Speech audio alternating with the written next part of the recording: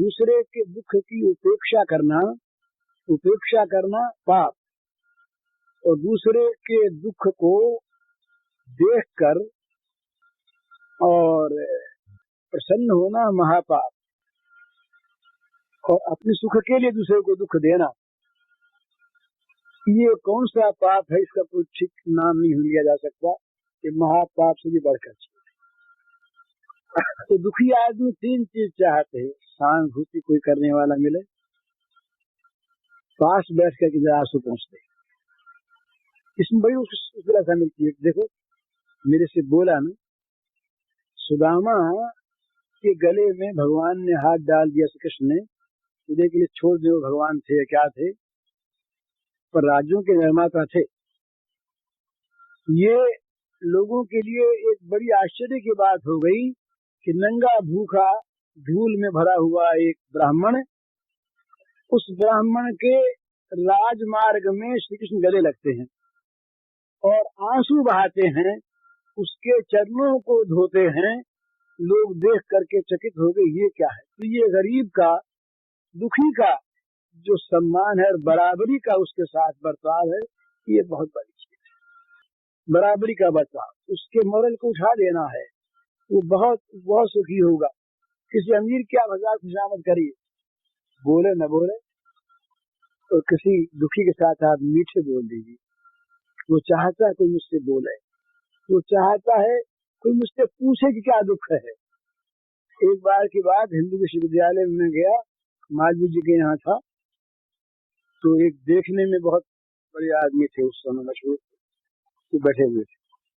मैं गया तो मुझको वो बात वहाँ पर होने पर, वो अलग विश्वविद्यालय से आगे, हम लोग आगे चले गए। वो एक पेड़ था, पेड़ के नीचे जाके वो रोने लगे। वो करीब 35-40 मिनट तक बराबर रोते रहे।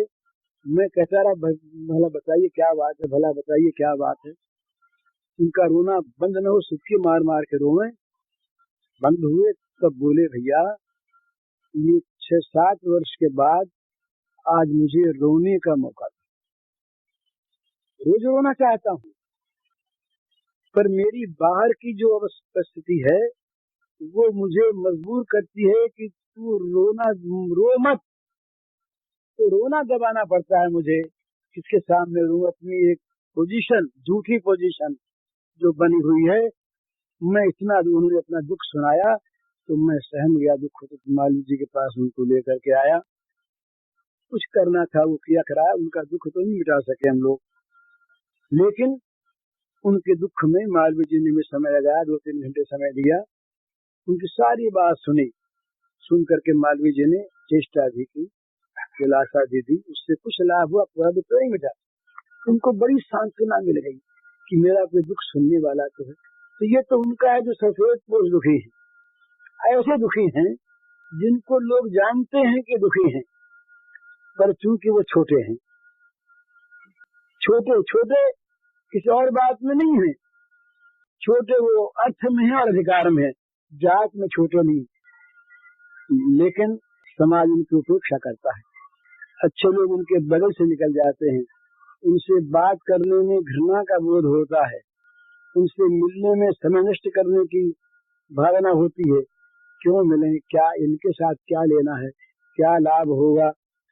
पर भगवान जो हैं, ऐसे लोगों के पास मिलने से, जो मिलने जाते, मैं जब इन ईसाइयों के चरित्रों को देखता हूँ, महाराज वो रानी एलिजाबेथ हैं, वो सेंट गेयो, ये सेंट कैथरीन, ये सेंट फ्रांसिस, बड़ा मन प्रसन्न होता है कि कैसे महात्मा थे जिन्होंने दूसरे के दुखों को अपना दुख बनाया और खोज खोज कर दुखियों को, अपने राज्य को छोड़ा, अपने आराम को छोड़ा, अपने पदों को छोड़ा, और भिखारियों के साथ भिखारी बनकर इन लोगों ने उनकी आजीवन सेवा की। अपने यहाँ से बहुत हुए हैं, अपने यहाँ तो सबसे दे देते थे। तो मतलब कहने का यह है कि ये साधना दोनों तरफ से लाभ देती है। जगत में बड़ा सुंदर आदर्श होता है, और यदि आत्मबुद्धि से या भगवत बुद्धि से हम सेवा करते इस प्रकार की, इस सेवा में बड़ा सुख मिलता है। भला जो सेवा एहसान लाभ देती है, जो सेवा बदला चुकाने के लिए एक साई के रूप में की जाती है। जो सेवा अखबारों में प्रकाशित करने के लिए की जाती है उस सेवा का ये महत्व नहीं है, उसमें आनंद नहीं आता। अगर नाम न निकला तो नहीं आनंद, बोले इतना काम किया और नाम ही नहीं निकला है। ऐसे इस गांव वाले लोग तो सब नमक हराम और कृतज्ञ हैं, इतनी सेवा हमने की और इन्होंने बदले में हमको एड्रेस भी नहीं दिया जाते समय।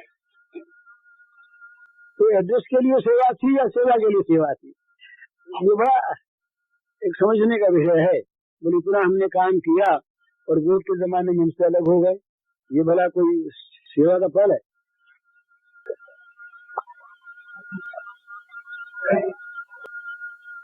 ऐसे लोगों को कौन सेवा करने आवेगा? ये सेवा नहीं। सेवा में इस प्रकार, सेवा में एक आनंद आता है, सुख मिलता है।